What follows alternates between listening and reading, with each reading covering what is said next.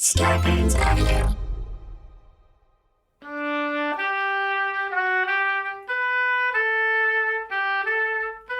Coming to you live from our houses in Los Angeles, California, it's Nobody Listens to Paula Poundstone, your comedy field guide to life. Tonight, Happy New Year! It's our New Year's show. Time to bid adieu to the year that gave 2020 hindsight a whole new meaning. We'll look back at 12 months that demanded a new portmanteau to describe it. Something like dumpster fire shit show, clusterfuck, omni shambles, heck of a bad year. Or something. Plus, Paula has written a special play to celebrate Toni and Anita Hall's upcoming excursion on the high seas. All ashore who's going ashore, we're setting sail on Toni's Dream Cruise.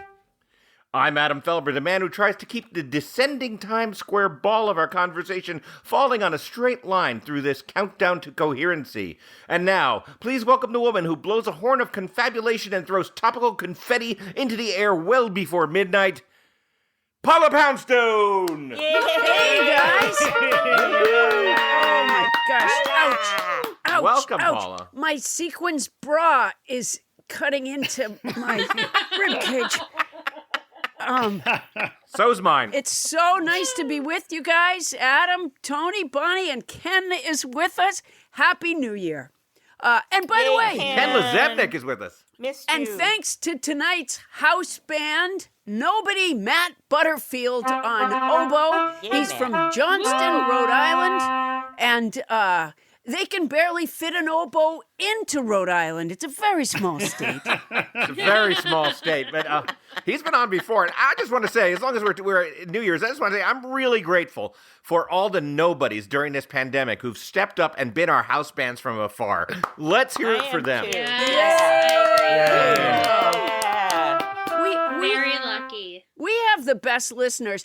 And Nobodies, I want you to know that throughout 2020, people contacted us and said, can we be listeners? And we said no.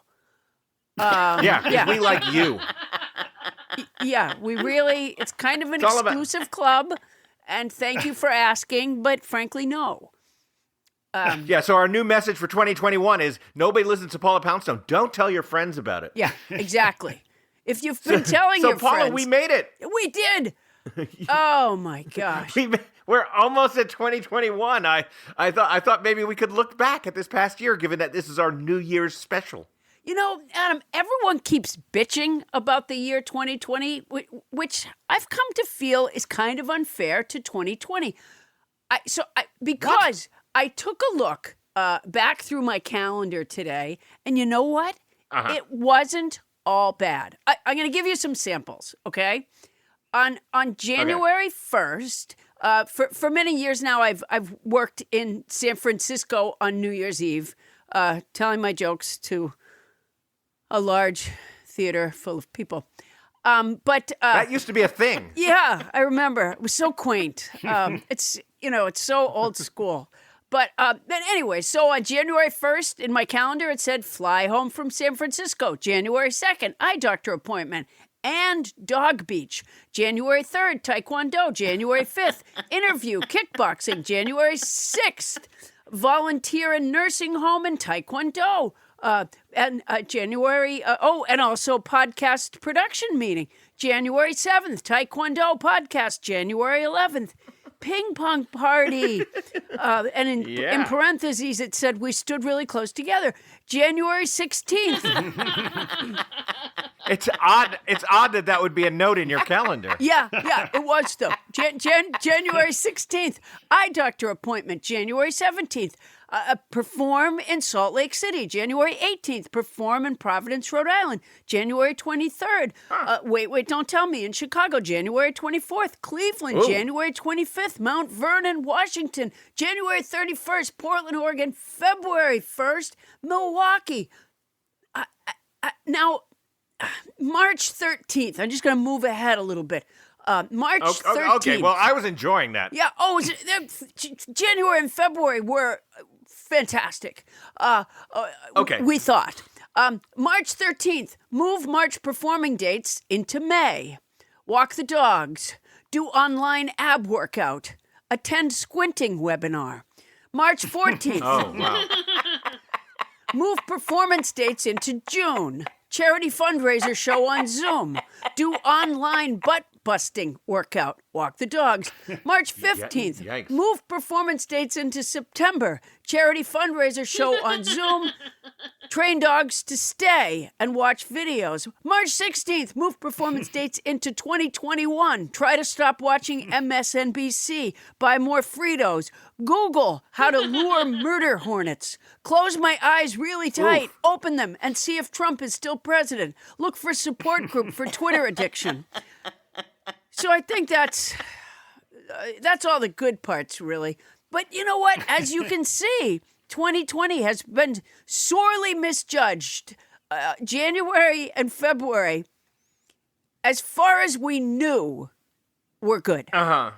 As far as we knew. Well, I think we just didn't know how bad it was going to get.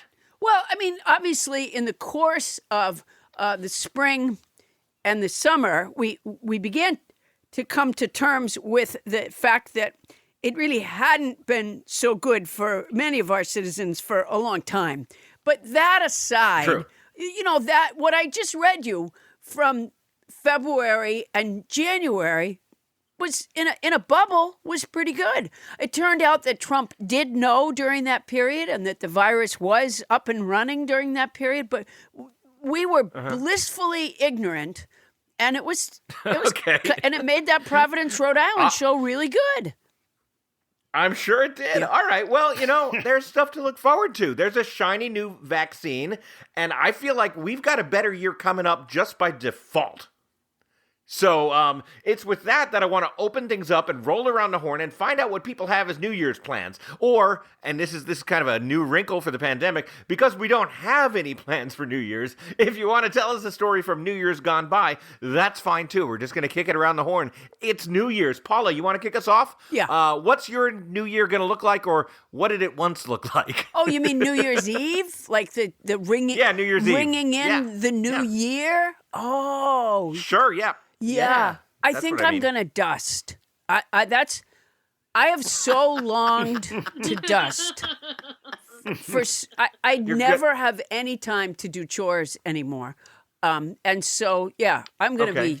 watch the dust drop on December 31st. Yeah, when that dust mite comes down. So is there any other New Year's story you want to tell us, or is it just we're Yes. just going to settle with dust?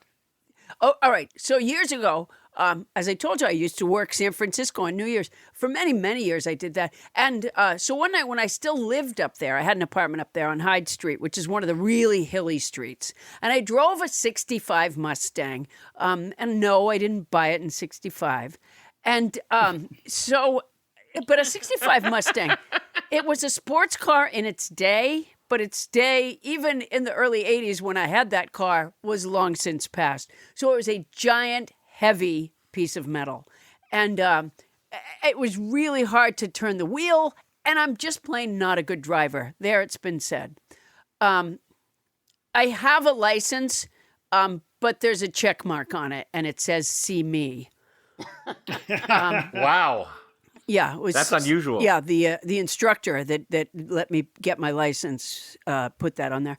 So, all right, so I'm driving up Hyde Street looking for a parking space, and it's virtually impossible to find a parking space there anyways, but I'm looking for a parking space, and I forget what I did exactly, but something, like not a good driver move, and the car behind me stopped and emptied like a fucking clown car, like, I don't know, eight kids got out of it, like, I don't know, teenager, young adult guys. And one of them, they all surrounded my car. One of them stood beside my window with, I think, just his hand in his jacket, but pretending anyways that he had a gun. He might have, but I would doubt it. Wow. And like I had somehow pissed them off, like I was their rival gang member. And they were just standing there looking angry at me. And I think it was from something I did driving. And so, and I was too late to like lock the doors. I think at that point, if I had tried to lock the doors, it would have incited them. But instead, I rolled the window down just a little bit and said, I didn't do anything on purpose. I'm just a sucky driver. And within seconds, they all went away and got back in their car and like pulled around me really fast and laid a patch and went away. Happy New Year! That was it. Wow. Happy New Year! Wow. And laid a patch. That's I mean, maybe that's an expression all over the country, but I associate it with where you grew up, with the Boston area, with Massachusetts. Oh, people lay patches, don't they? That was a thing. You lay a patch on the top. Yeah. You lay a patch on the top. We were in the parking lot all night last night, laying a patch and doing donuts. Yeah. Yeah. All right, well, let's head down from Boston down to, I want to take it to Brooklyn, New York right now, because we haven't had Ken to go around the horn for a long time. Ken Lezebnik from Brooklyn, New York. Great to have you here. It's wonderful to be here. It's wonderful to be here. And I have to confess, I'm actually not in Brooklyn. I came back to Los Angeles for the holidays. But my story... Wait a minute. So sorry about that. Wait a minute. I know. You're hooking out on us. You misrepresented yourself. So you haven't been on other shows and you've been in Los Angeles? Well, just since Thanksgiving. And may I point out that What do you mean, since we do this... That's weeks, Ken. We do this show every week. And you hadn't been here because you were in Brooklyn, and it turns out you were here the whole time. You know what, Ken Lezebnik? You can just take your paycheck and tear it into little bits. I will do Absolutely. that. I will do that. I thought you were running a master's program. It turns out it's a master's of lies. Yeah. No. It's a true MFA program. It really is. It really is. Yeah. Well, Slacker Ken is here. Thank you, Ken. Well, Ken, as long as you're here, tell us a New Year's memory. Well, I will tell a story from New York. So to defend my New York cred, my favorite was the year in the late 90s when my family, Kate and the two boys and I, went to New York City for Christmas and post-Christmas. And there was this enormous snowfall. I can remember we actually went to Times Square. This was the day before the big snowfall. And we got on the fringes of the big crowd watching the ball drop. And then the next day, or perhaps on January 2nd, there was this enormous snowfall that shut the city down. And it canceled all the flights. And the result was we had this free day, this day where the hotel put us up for an extra night.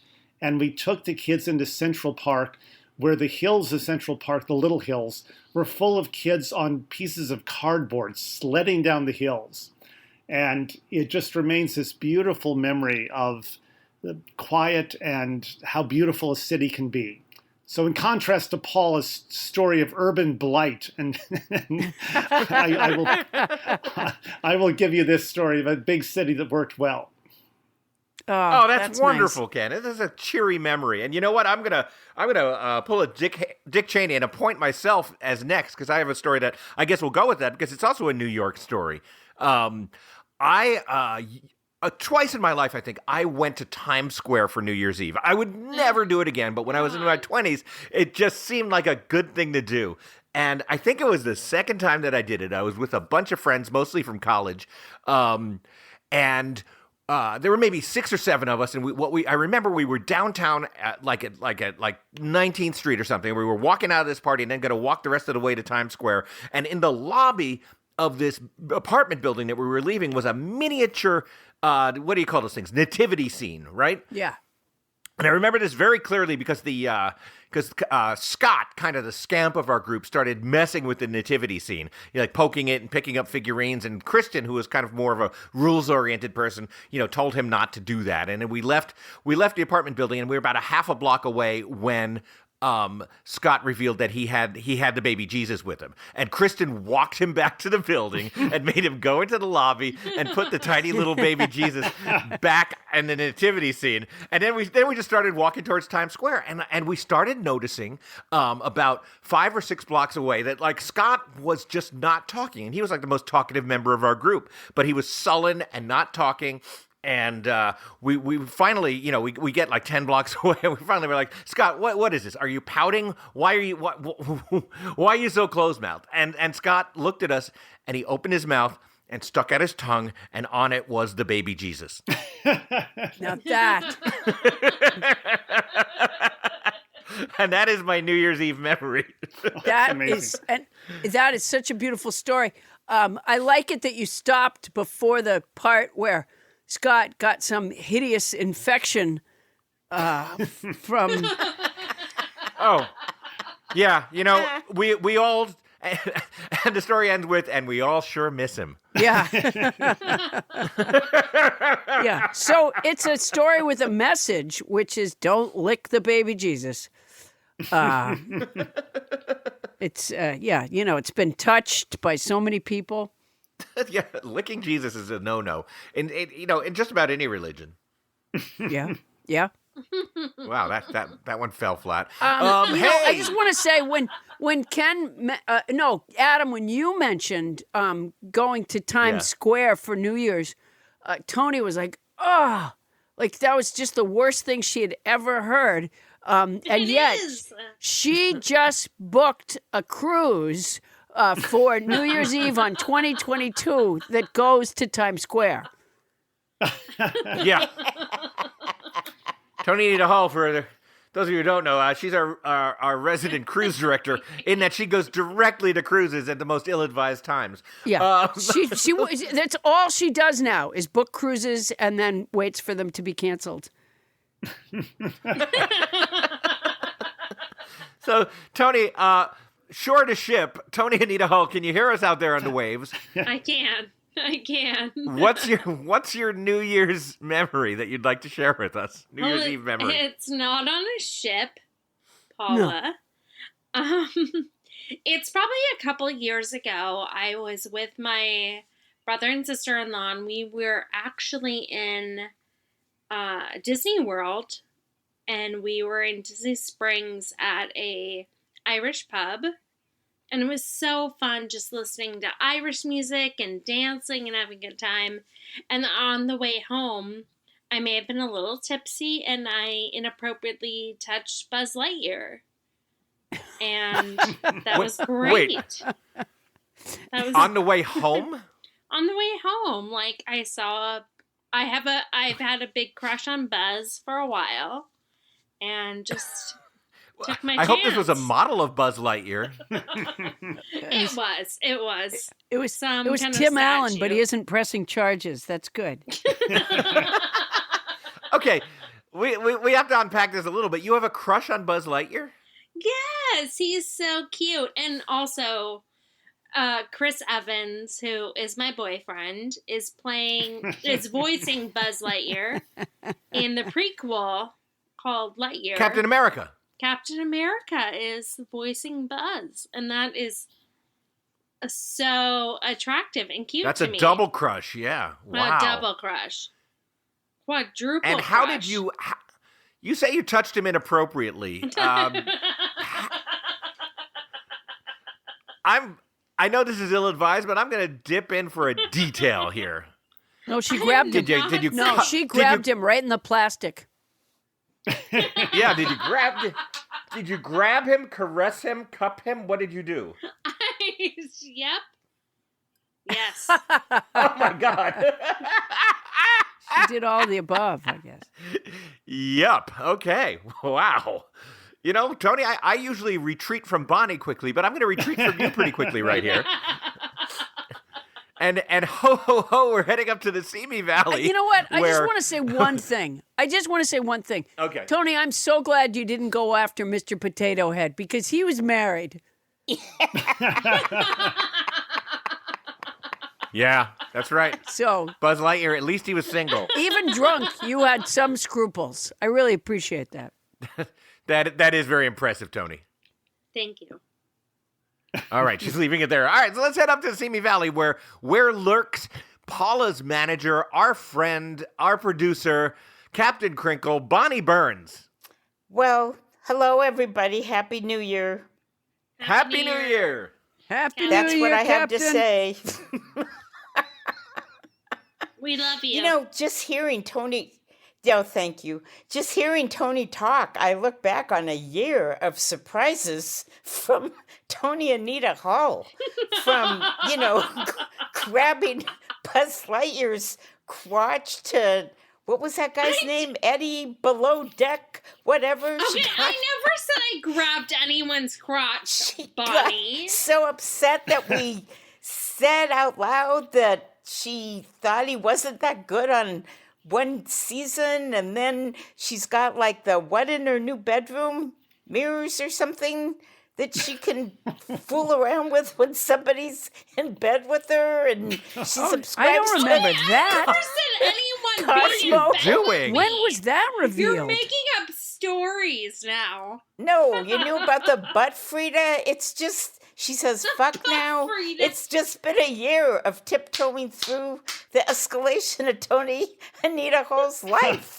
No, I think she said Bonnie, fuck podcast is before. really I about. don't remember ever hearing Toni say anything about mirrors. Where do you get that idea? Me neither. Or a No. butt Frida. What's it? The air Frida. No, Toni, what was the thing you told us about that's in your new place that made us all sick to our stomachs? Okay, oh my god, For your you're bedroom. making up For your things bedroom. about me. I don't remember this at all, Bonnie. I don't No. either, Bonnie, but I do think it's kind of inexcusable for you to be laying this on Toni when this was a year where we learned so many distasteful details about Nipplegasms, you. Bonnie. No, wait. Nipplegasms. I mean, I'm not we're talking moving. about pocket full of lube nipplegasm burns over there. I'm not the one, okay, first of all, I'm not the one that brought up lubricant, but I'm not leaving this until Toni says, when we were talking about your new place, there was some kind of gadget you had, right? That did something. A nest where I controlled the temperature. That was A it? nest. Yeah, I think that was it. Yeah, Bonnie. it's a nest, It wasn't Bonnie. like Oh it my was God. like a vibrator that I was controlling. You with know, my And phone. she just said vibrator. She just said vibrator. Bonnie's Oh, this is gaslighting. Bonnie You're has become- gaslighting her, Burns. Bonnie has become like a 7th grade boy, where no matter what gets said, she goes like, ooh, ooh. Ooh. Yeah, everything is listen, somehow Bern. a dick joke, even though like there was no reference. Like somebody could go, Okay. Could you pass the salad? And Bonnie goes like, ooh, ooh, salad. So, Bonnie, get if it? we can drop the 10 minutes of character assassination and get to your assigned Okay, task. wait. First of all, it's not Thank you, Adam. character assassination because I love her. But second of all, was that Okay. all the nest did? Yes. Yes, that's all the nest does. It controls the temperature. That's it? Yeah. Okay. Well, maybe I apologize. Bonnie, it's like a Google product. It's not a sex toy. No, but okay. Okay. Sex toy. This is All an right. Adam and Eve Well, what if- commercial, Bonnie. What if it had teeny tiny vibrators inside that nest? Oh my God! Stop saying that. Why would you even say that? Okay. Oh my God! I'm so upset right now. Oh my God! Paula, help. Okay, I think I can unravel this. I think where the confusion came in is that when Toni told us about her nest, she said I can push a button and it makes me hot. That was- Yeah, and then Not it. Bonnie Yes. Bonnie took it, she misunderstood. Fucking Right. sex-charged Bonnie over there. I don't know what's wrong with God. me tonight. I think I had too much popcorn. So Are you going to get to a New Year's story at any point, Bonnie? I don't know. Ooh. I'm telling my story. You had a It's- bowl of popcorn. Wouldn't it be crazy if there was a vibrator in there? Okay, don't ever say that again. Ever. Or a It's the prize of the Cracker Jack box for single women over 40. Okay, stop it. Stop. What in the we fuck are is so far our off the podcast? rails. I just want to assure everyone that I'm not worried at all about my career. It's in safe hands. So this is my story about a really great New Year's Eve that I had. And I will preface Finally. it. No, you're not going to preface anything, Bonnie. I knew Adam Felber was going to say, because that's happened over the whole year, about, no, you're not going to preface it because you preface it and it's not even on the point. But I have to set the scene about why this was so great. Or maybe I don't. Okay. Well, when you preface it, how far back are you going to go? I think that's important. Okay. Well, okay. I won't preface it. Okay. So, but I don't know how to do this without prefacing it. I had a lot of Preface it, for God's sake, Bonnie. God damn it. God damn it. Okay, I had a lot of crap New Year's where I was like, fell into the thing where you're supposed to spend New Year's with a bunch of people celebrating. And that was never very satisfying. Part of the reason might have been that I'd be saying to myself as I walked up the walk to wherever the party was, what kind of losers would be going to a party on New Year's Eve? So those were never that much of a Bonnie's career as a successful life coach night. is really just starting to take off. Anyway, Oh, okay. man. So here was like one of my I think it was probably like the greatest New Year I had, this was before I had my daughter, and I wasn't that great about following rules. I had a dog, and it was always hard to find a place where, you could run your dog around. So a girlfriend that we used to walk our dogs together. We lived by UCLA, and we snuck into the UCLA track, and it was probably, 10:30. There was it was a really crisp night, big moon. You could see the stars, and we let the dogs run around the track. And, it's a little cold, so you could see your breath. And it was just so much fun. They went crazy. And then, they had the cushions out for pole vaulting, and they jumped up on the cushions, and we were all rolling around. We were the only ones there. It was a great night. Oh my gosh, what year was that? Because do you remember the story about the UCLA pole vaulter who went over an amazing vault, and then the pad on the other side gave way, and they got brain damage. Do you remember that story?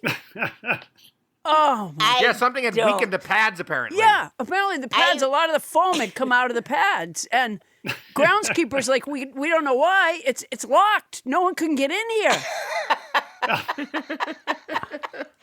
I remember the sign that said no trespassing, where you could squeeze through to enter the track. Wow. Wow. Yeah. Well, that was a comforting and wonderful memory of you being a New Year's Eve scofflaw, Bonnie. Although Yeah. I have to say, I was a little offended by it Why? because just imagine if that track had been made of dildos. I find that kind of offensive. I'm sitting here being offended that I would break the rules like that. You're Honestly, offended? Before I had a kid, I did stuff like that. Did you? Wow. Did you? Well, I know That Paula really wouldn't. So having She a was kid always really honest. straightened you out. Before that, you were what? It did. You were Jets or Sharks? Which were you before that? Let's see. When you're a Jet, well, nah, I was still a Jet. No, I have stories like that too, Bonnie, and there's something thrilling about sneaking into places like that. You don't. But when you're Oh yeah, I snuck onto campuses. I once with a couple of friends snuck into an abandoned hospital and accidentally got locked in the middle of the night. Oh my God. What the hell was the matter with you I'll tell guys? that story at Halloween. Really? And then what happened? Scooby-Doo found him. Anyway, Happy New Year. Happy New Year, Da na na na na na na na. That's not the right song, right? No, I don't think so. Right. Oh my God. God. You know what? I think she's on something. I really do. I think am. it's not popcorn either. Don't say it's popcorn. Something happened. Yeah, something big happened. You know what? everybody, Alfred Lord Tennyson wrote, "Ring out the old, ring in the new, ring happy bells across the snow. The year is going, let him go. Ring out the false, ring in the true, and imagine if it had a vibrator attached to it." Coming up, I'm not mentioning any names, but let's celebrate ringing out the false and welcoming in the true in 2021.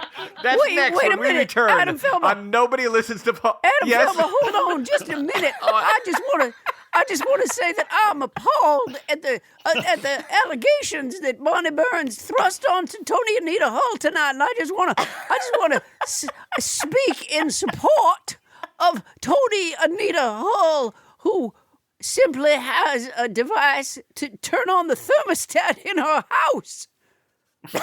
That's absolutely true. Mrs. Culpepper, I'm glad that you showed up. Happy New Year to you. I know you've been sheltering in place with Paula Poundstone. That hasn't been very pleasant. Oh, the only times I enjoyed myself was January and February when she was gone.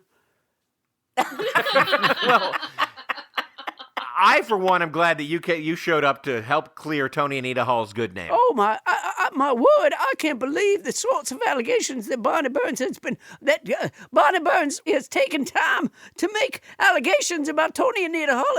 It offends me. It does. It offends me. Toni Anita Hull, don't you truckle to Bonnie Burns. Don't you do it. Thank you. Yes. Thank you, Mrs. And Culpepper. don't put up with her vile calumnies. It is a vile calumny that has been made by Bonnie Captain Crinkle Burns.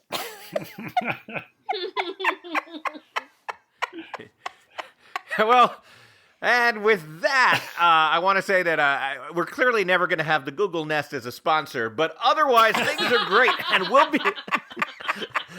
be right back on Nobody Listens to Paula Poundstone.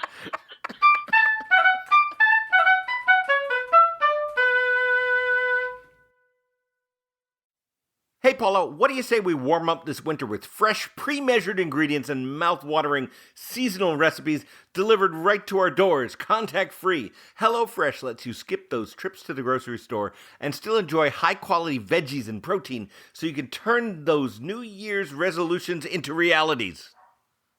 Cut down on your grocery bills and food waste. This is so important to me because, when I go to the grocery store, I have a tendency, especially, things that go bad, produce, I get it in a package that doesn't have the right amount for the thing that I always end up wasting food, and I hate that. HelloFresh delivers pre-portioned ingredients so you're not overbuying, which is a burden on the planet and your wallet.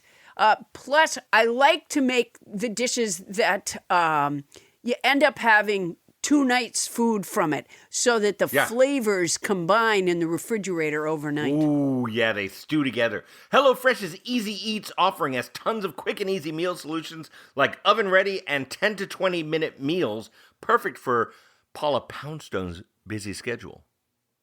Oh, yeah. You can go to HelloFresh.com/10Paula and use code 10Paula for 10 free meals. It's not a coincidence, including free shipping. HelloFresh is America's #1 meal kit. For 10 free meals and free shipping, go to HelloFresh.com/10Paula and use code 10Paula. What's it like trying to thrive as a black person in Hollywood? Jadixa Bravo! There was a show where I got there and they pointed at the packages and I was like, I'm actually directing. I'm filmmaker Johnston, creator of the show and film Dear White People and host of Don't At Me.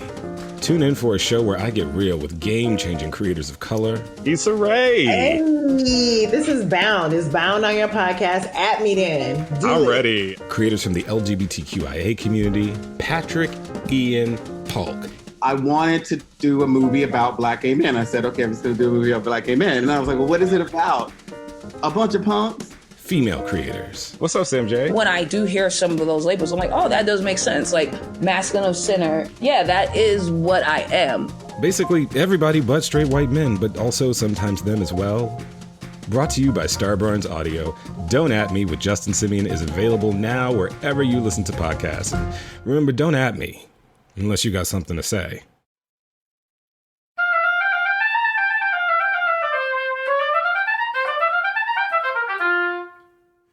Thank you, house band Matt Butterfield, and a happy new year to you, Matt. Paula, I'm pretty excited about this. I understand you've written us a play to commemorate Toni Anita Hall's upcoming cruise. I have. We, as ensemble players, performed a Thanksgiving Day pageant, and I just really felt like we needed to, sharpen our skills, hone our acting skills. So I think this is just the vehicle. Yeah, and it needs to be said that our Thanksgiving pageant that you penned was a runaway success. Oh, yeah, I've had trouble in the last week or so with people gathering outside my house. They're wearing masks, but I'm just concerned that they're not far enough apart, just chanting more plays. More audio playlits, yeah. So absolutely. I'm hoping that this satisfies them. Oh, I think it will. Just in case, at the beginning of a lot of shows, previously on Nobody Listens to Paula Poundstone, Toni Anita Hall, of course, took a miserable cruise at the very beginning of COVID times. There's no telling how many places she spread the coronavirus to. But her brother jumped ship and left her with her cousin and her niece and ended up crying at each other through the entire time. And Toni liked it so much that she booked a cruise for December of this year, which, of course, was canceled because there's a pandemic on. But she's now gone ahead and entered her name to be, Toni, on another cruise, right? And I volunteered to go on a test cruise. Yeah. Yeah. She, if they lower the price enough, she'll do anything. She was actually volunteered to go out in just flippers and floaties with a she group said, of as long people. as I'm near the boat, yeah. Yeah, just off in the Atlantic somewhere. That was fine with her, she said. I don't get the cruise thing with Toni.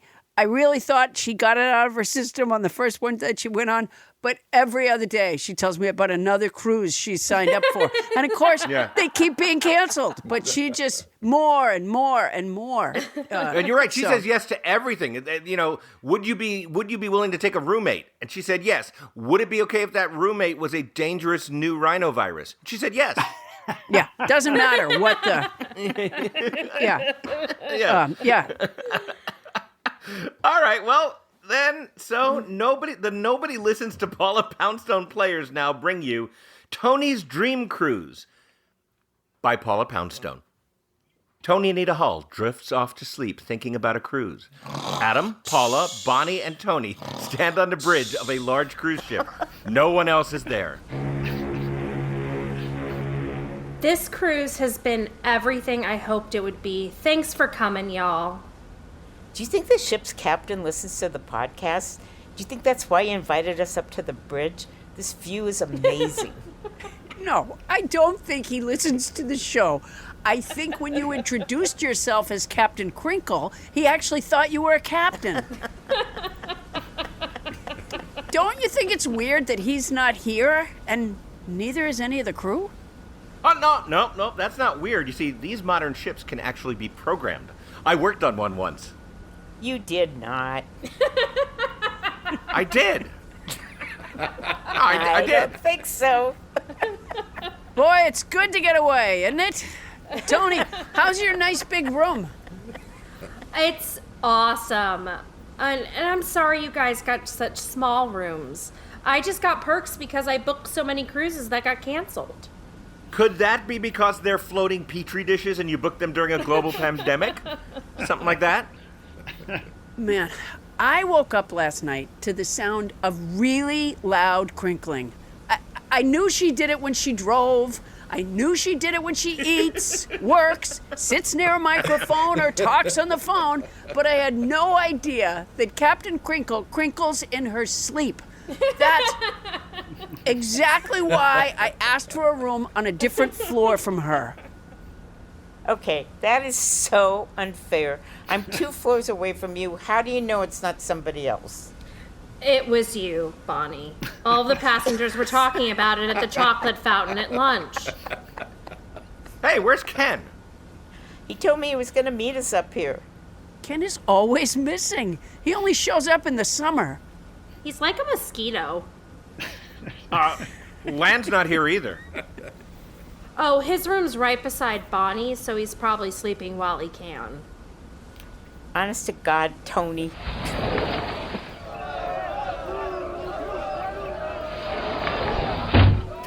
Hey, Ken, Land! Land, Ken, what's going on? Why are you guys just standing here? The ship has been taken over by MAGA pirates. They forced the captain and the crew into lifeboats, and they're on their way up here right now. Told you, Adam. You didn't tell me that.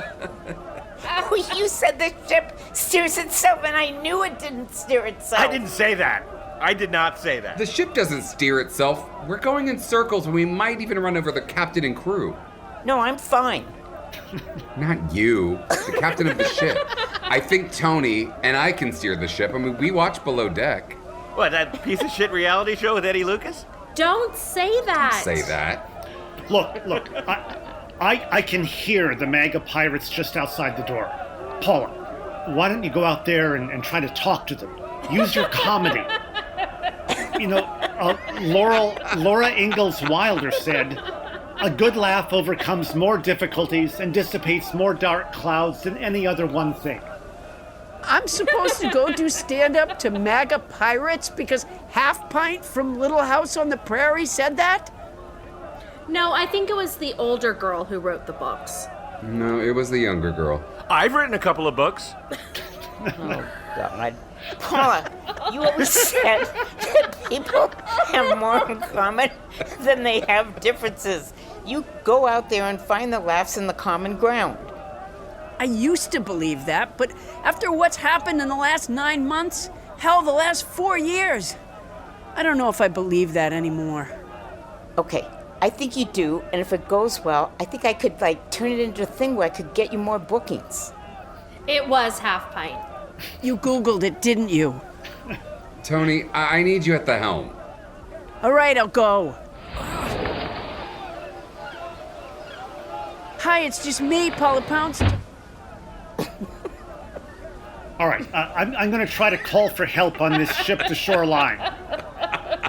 Bonnie, can you come read the directions? No, shh. I just want to listen and see how she's doing. If you wash off the syrups, they're going to want us all to wash off the syrups. Bonnie, can you come help? No, wait. I just got to go out there and tell her one more thing. Paula, you're doing great. Try more crowd work. You know how you're known for your spontaneity. Work the crowd. Okay. This guy right here with the big fucking gun. God damn it, Bonnie. Oh, thank God it was just a dream. This has been Toni's Dream Cruise, starring Paula Poundstone, Bonnie Burns, Toni Anita Hull, Ken Lazebnik, Land Romo, and yours truly, Adam Felber.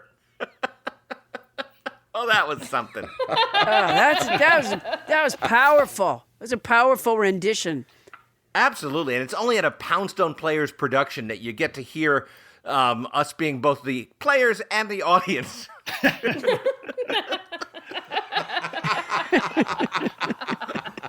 We love us. Our reviews are in.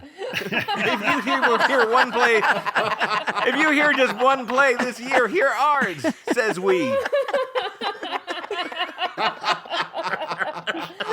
It's New Year's.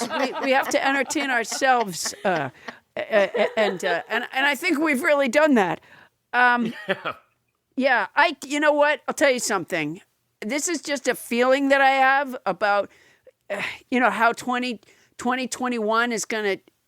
I hate to use round the corner because Trump said it so many times in his bullshit thing about the virus, but I really feel that if Sean Penn gets his hands on this, it's going to be it's going to sweep the nation and parts of Canada.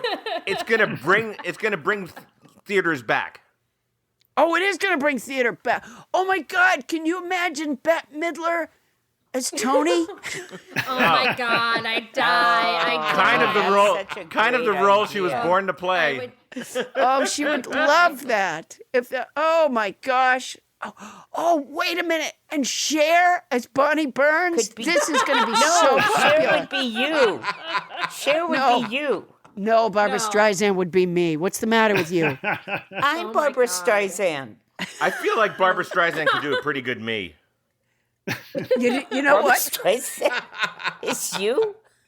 Yeah. No, I don't really think I can do Cher. Oh, yeah, but you know what? Maybe Amy Klobuchar will get bored of politics and will want to just do this play or a little something on the side. You know, maybe she'll still be a senator, but she'll want to get into acting as well. She might, but not tonight.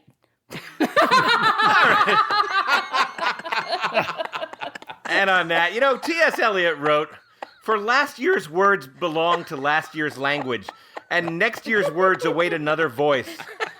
And to make an end is to make a beginning." And then he wrote, "God damn it, Bonnie. More words to begin 2021 when we all come back."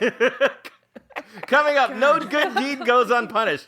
We'll all have stories of charitable actions that went awry. That's coming up right after this.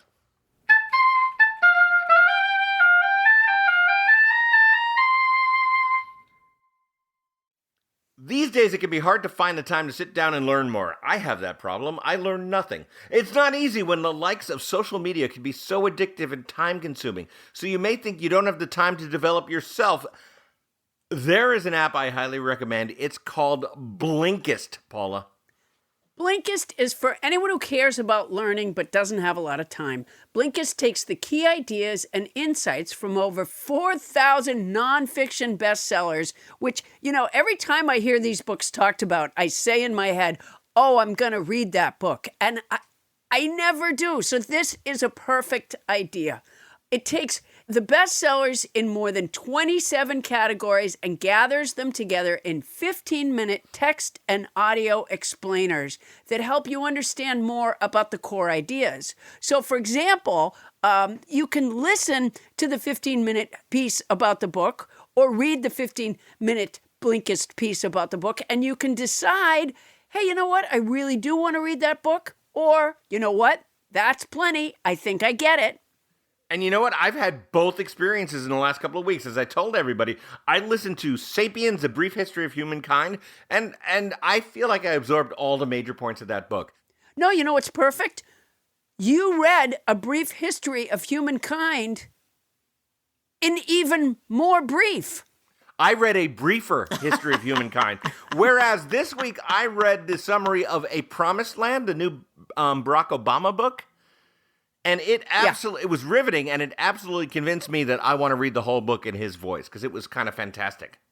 Oh, that's perfect. Right now, Blinkist has a special offer just for our audience. Go to Blinkist.com/Poundstone to start your free 7-day trial and get 25% off a Blinkist Premium membership. That's Blinkist, spelled Blinkist. Blinkist.com/Poundstone to get 25% off and a 7-day free trial. Blinkist.com/Poundstone.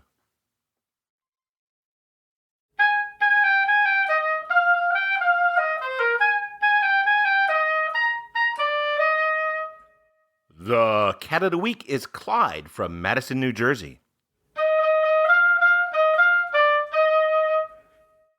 And we're back. Hey, Paula Poundstone. Good to see you. Happy New Year. Oh, to you too. Boy, this has been so much fun so far. It really has been. I'm telling you, I think it bodes well for what we, for the rest of the year.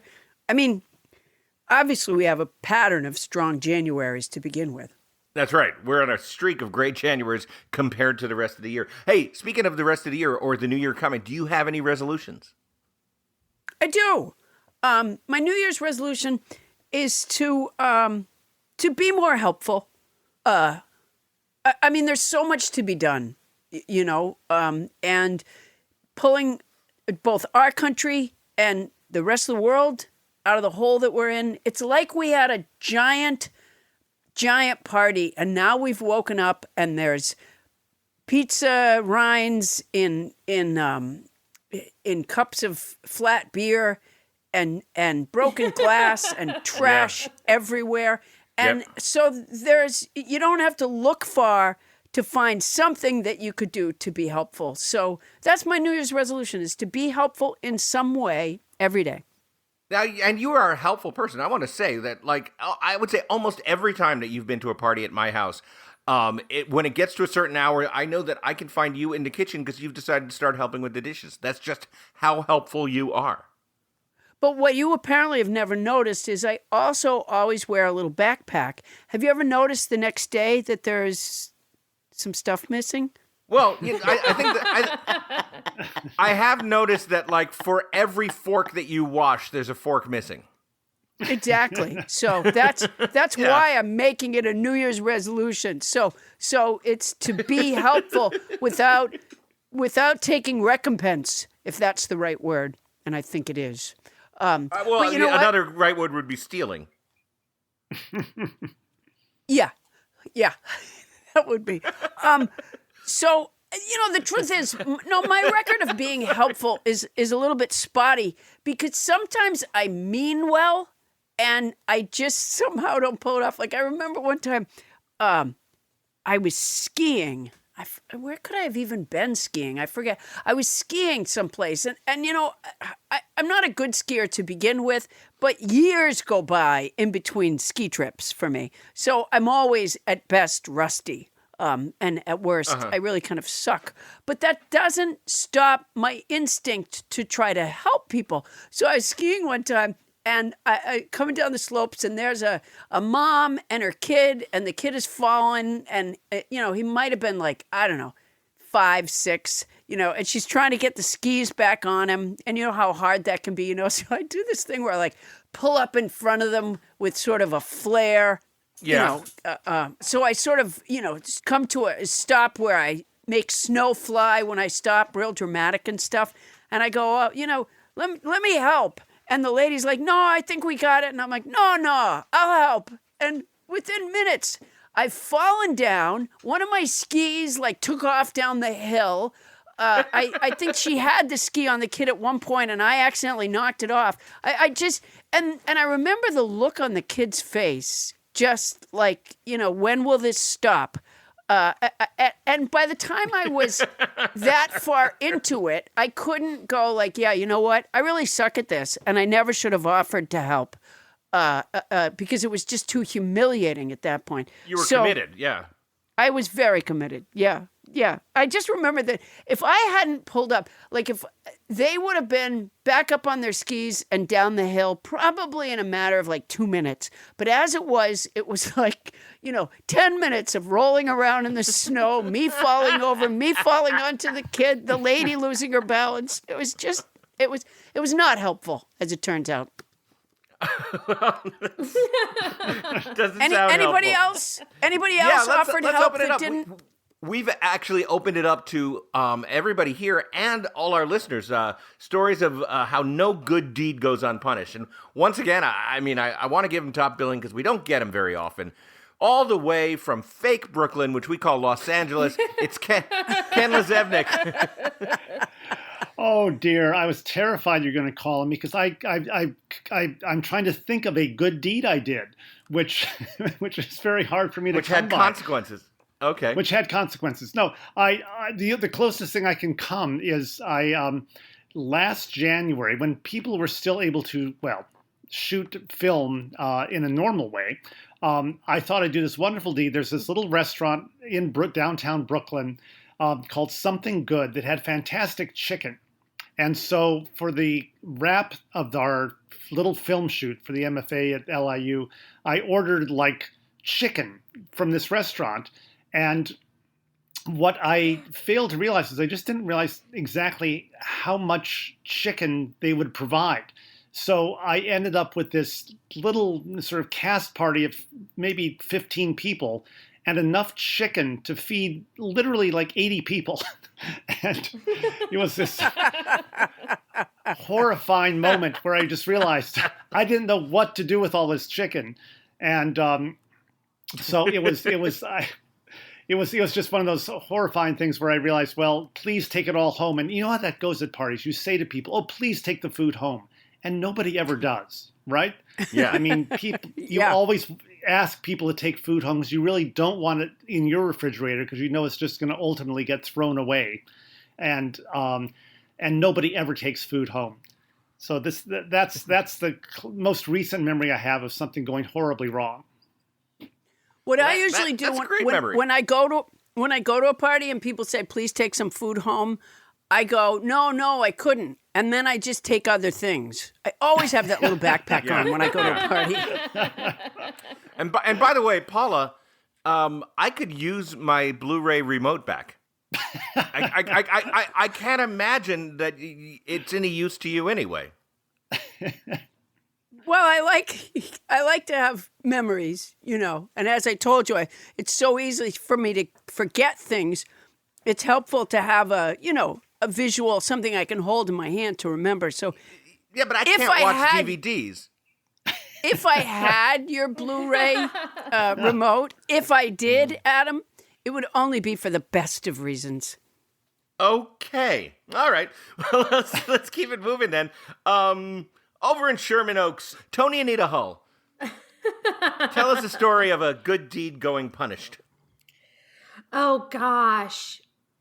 I always feel like this was in my younger days. I was the queen of being like, I'm going to tell you your boyfriend's cheating on you. Wow. And that never goes well. Let's just put that out there. Never goes well at all. So, yeah, that's it. I don't want to get into details because I don't want to reveal names and things, but it doesn't go well. One of the cardinal rules of good storytelling. Don't give any details. Exactly. That's what Ken taught me at Stevens. Toni, do you remember? Do you remember when you told Barb that her boyfriend was cheating on her, and she said, tearfully, she said, "With who?" And you said, "Me."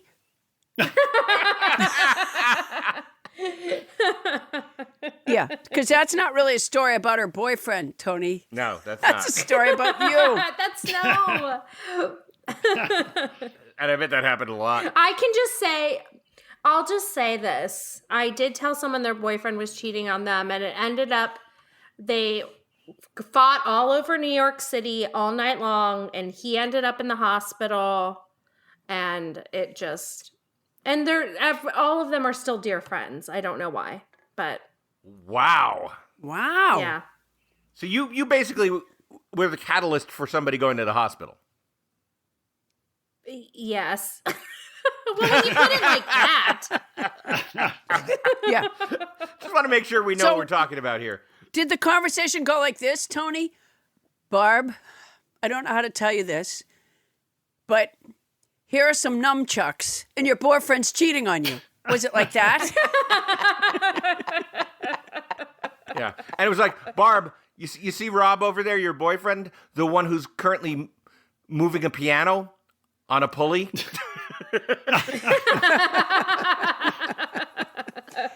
Here are some scissors, Barb. He's cheating on you. Exactly. All right, let's swing our way up to the Simi Valley where Bonnie Burns is waiting to tell us a story. You know what? I don't have a story. I think You what? Number one. I don't know that I'm so good. Number one, I consider the do-gooder stuff is what I do when you do-gooder stuff, so I don't take commission on that. So wait a minute. So you're the only acts of charity that you kind of do is agreeing not to take 10% when Paula does something good? First of all, not to take 10%.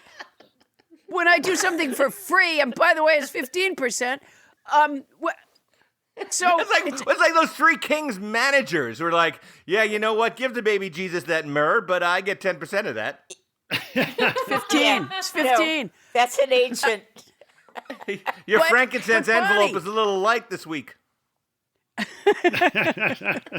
But Bonnie, if I was really doing a do-gooder thing, I get no money at all. And that, so you're, Right. No. so you consider yourself somehow righteous for not taking 15% of nothing? No.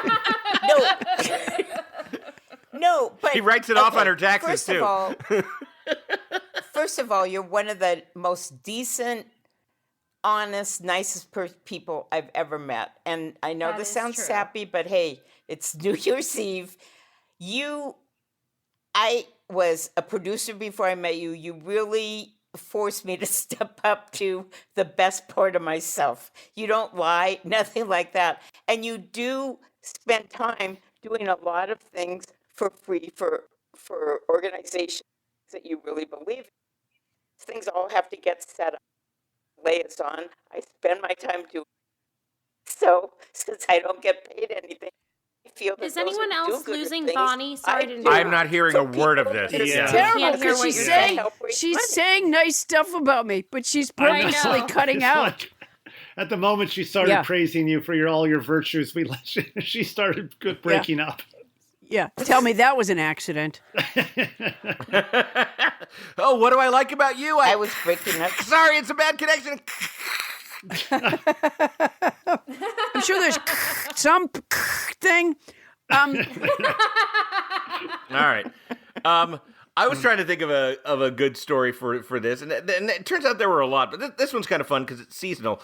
It was the holiday season back when Jeannie and I were living in Brooklyn, many years ago, and our friends Larry and Michaela really wanted to go away, but they had this dog that they'd had for maybe about 8 months, and you know how I love dogs, Paula. Sure. And they asked if Jeannie and I would be willing to take care of Leo, the Jack Russell Terrier, so that they could go home to visit Larry's parents, I think, for the holidays. And so we thought that would be, it's an inconvenient thing, but we're going to do that because that'd be a nice thing to do. And I love dogs. And, Jeannie had been in a TV show with a Jack Russell Terrier. So it was kind of on brand for her. It was just like Wishbone. But so they come over with Leo. And the first thing they do is they throw a pile of old dirty sweaters in the corner of our room and say, Leo sometimes gets agitated, and all you have to do is say, Leo, go to your sweaters, and he'll go to his sweaters. And they demonstrated, and they told this cute little dog, Leo, go to your sweaters. And sure enough, the dog kind of went and lay down in a pile of filthy sweaters that now was in our bedroom. And then they left with instructions of how to deal with Leo, and it became a progressively worse nightmare every day. The first night there, we tried to... Leo parked himself on the bed between me and Jeannie, which we had not invited him up into, and then he wouldn't move. And we were yelling, go to your sweaters, and he was just like, fuck you. And I'm gonna lie here and fart uncontrollably all night. And so somehow we managed to leverage him off the bed, not with sweaters, but with a doggy treat.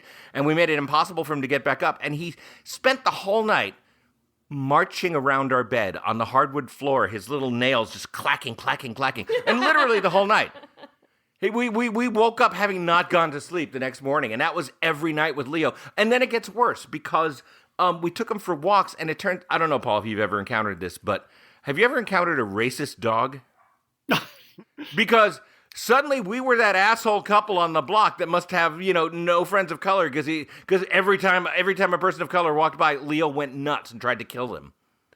So now our Christmas season is walking a racist dog around the block 3 times a day. And then my parents come and visit. My dad's really good with dogs. He was very ill at the time, but he really wanted to meet a dog, and he loved the idea of a dog in our house.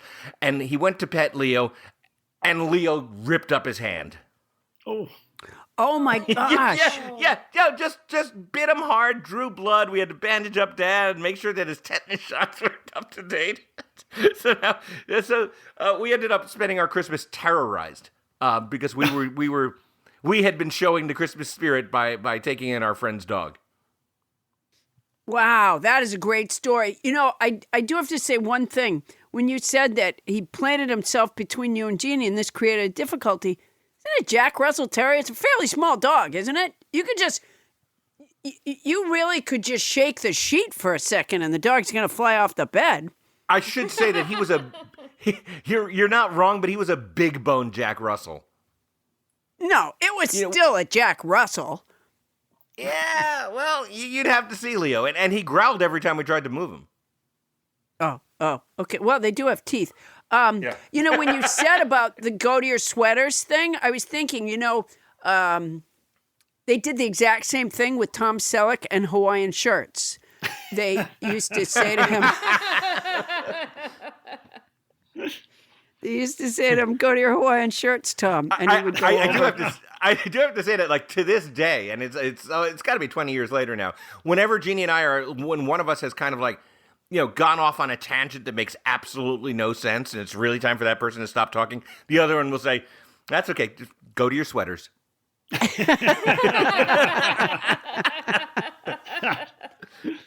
All right. That's a nice... Yeah, it's a nice relationship thing. Toni...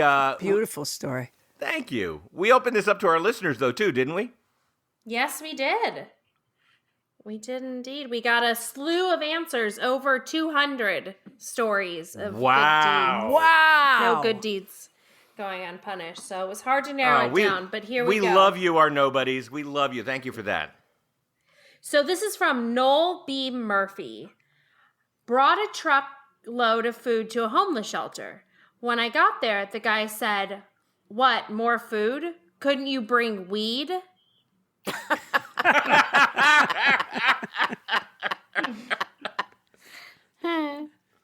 Yeah, that makes sense. Everybody talks about feeding the homeless, but there's other needs.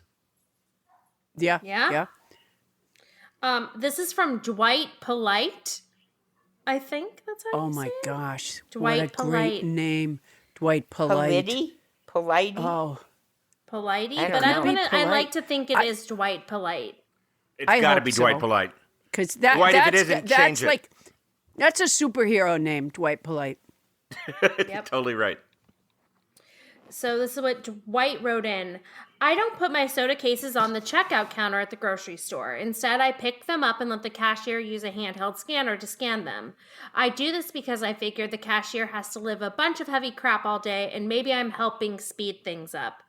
That seems to work usually, until the day I picked up a case of soda at the checkout and then promptly dropped it on the ground. The case burst open. Soda cans rolled everywhere. At least one was spraying soda everywhere. All of the baggers had to leave their stations to help clean up my mess while I stood there dumbfounded.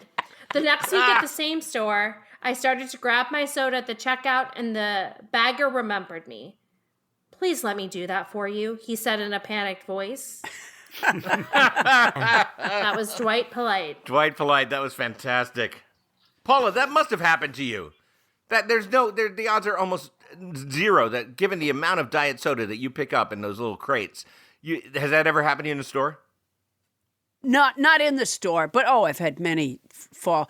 I used to when I'd be putting everybody in the van when my kids were little. I always had a soda with me, and I'd put it on the roof of the van, and then I'd get everybody clicked in their car seats and all the crutches and all the bags and everything in the car, and I'd get in, drive away, and of course the soda would roll down the windshield, and the kids would be like, "You left the soda on the roof of the car." And then when you try to go pick it up, it's firing at you. It's spraying. So you have to sort of run around trying to avoid getting. But I saved them when I could. Excellent. Continue, Toni. This is from David Patrick. I'm a high school teacher. Pretty much my whole career is trying to help people who just want me to die. That's so depressing. Yeah, no, that's uplifting, David.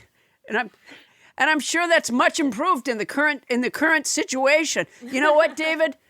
It's going to be a good January. Don't you worry. But I would, if I were you, I would wear padding in March. These are great. Let's have another one, Tone. Yeah, Jean Gray wrote in. So I was in the Hoboken train station. A blind man was maneuvering on the platform and either asked for help or I offered. In any case, I was so happy to help. Delighted, proud. My humanity filled the station with warmth and distracted me from my mission. I walked the man into a pole.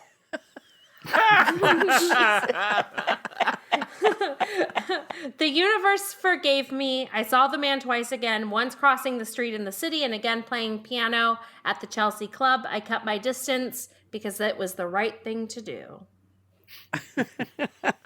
That's great. So he was a musician too, playing the Chelsea Club. That's pretty swanky. This is from Beverly Moody. Are you ready? I used to give blood to the Red Cross, but I kept passing out. They politely told me that my A+ blood wasn't that special to make up for their effort to keep me safe. And I'm okay with that. Beverly Moody. I've done that. I think I was in college, and I was giving blood for maybe the second or third time, and I got in a race with my friend Jim on the cot next to me. And me and Jim were like whoever fills up that bag first wins. And so I just kept squeezing my fist, harder and harder and faster, and I beat him. And then they took the needle out because they were taking blood from so many people they didn't realize I'd filled up the bag in like 20 seconds. And I got up, started to walk towards the table with the juice, and passed out. Yeah. Wow.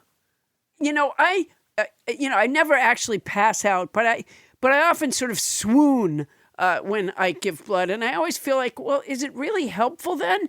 Because, the amount of juice and cookies that I have to imbibe in order to leave, sometimes they also have to put a bag of blood back in me. And that just seems like, well, maybe I'll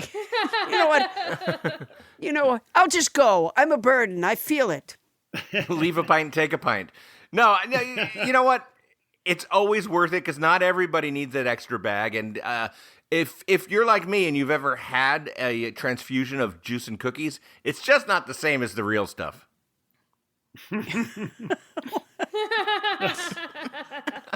All right, that was worth a try, I guess. Hey, Toni, bring us home with one more story. One more story. Here we go. This is from Chris Brunetto. I was just a kid in New York when I got my first weekend job as a caddy at the local golf course. There were no carts, so I walked the course with a bag as big as me for a well-to-do somebody or other. At one point, he walked to the bushes and said, I have to look for my watch. Being my first attempt at servitude, I dropped the bag and ran over to help him. I met him in the tall grass and said, what does it look like? The rest of the group fell out laughing behind me as the man quickly turned his back to me because he was peeing. Oh, man. I never heard that expression. I have to look for my watch. Or as nobodies know, it would be more correctly said, I have to look for my horloge. Yes. I have to see a man about a horloge. Yeah. Those were great. Nobodies, thank you so much for supplying us with a bunch of stories. Yeah. Those were fantastic. Thank you so much, Nobodies. All right. Now, Paula, we've got a whole new year coming up. I'm sure it's going to be a big year for the Poundstone product empire. Am I right? Oh, no question. Mm-hmm. I'll tell you, Adam, I'm really enjoying making cameo video messages for people. I make videos that, might say happy birthday to Janet, or I might say, Wendy wants Valerie to know she's so glad you're her friend, or happy anniversary to Mom and Jerry, or I'm not the only one in this house who knows how to use a vacuum, am I? Any kind of any kind of nice video like that. You can go to cameo.com/PaulaP33 and order one to be sent to your friend. Oh, that's so nice. And Here's another fun thing you can do during the January and February. Remember my Starburn Sports simulcast with Jeff Cesario? Well, ladies and gentlemen, the NFL playoffs are here. So keep your eye on the Nobody Listens to Paula Poundstone Facebook page and on my Twitter account. That's at Adam Felber, because we're going to be covering at least one playoff game per week. You watch on TV, you listen to us simulcasting the game. That sounds like fun. All right, everybody, if you want to get in touch with us, there's a way that you can do it. It's Nobody Listens to Paula Poundstone at gmail.com. Once again, that's Nobody Listens to Paula Poundstone at gmail.com. And remember, if you're listening to our podcast right now, maybe consider hitting that subscribe button on your screen. What that means when you hit subscribe is that you will get our show downloaded every week. And you'll get notified when that show drops. And that is, by the way, all it means. It's absolutely free. There's no obligation, and no of our representatives will contact your home. Okay, that's our show. Nobody Listens to Paula Poundstone is hosted by Paula Poundstone and yours truly, Adam the Felber. Special thanks to our house band, Matt Butterfield. Yay! Yay, Matt! Our show is produced by Paula Poundstone, Adam Felber, Bonnie Burns, Toni Anita Hull, and Ken Lazebnik. And by the way, everybody, Ken's brand new book, Buzzy and the Bull, which we talked about here on this very podcast, is available wherever fine books are sold. Mixing by Michael Hoagie. Starburns production by Land Romo, who was a standout in that play, I thought. Oh, he's fantastic. Transcription services for the show provided by Transcribe Me, a premier internationally used transcription service. Use code Paula Poundstone when placing your order at transcribeme.com to receive an expedited service. That's our show for tonight. Won't somebody please listen to me? Ding da da ding ding da da ding ding da da ding ding da da.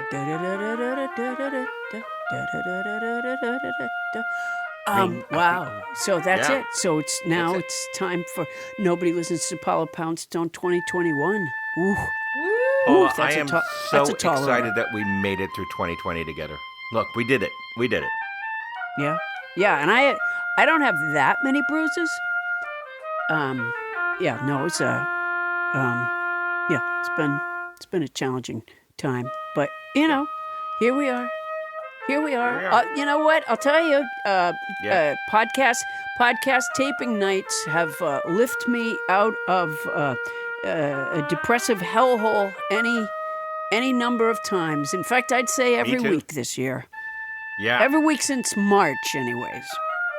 Yeah. You can't keep living in January and February. No, you're forced. It's rolling.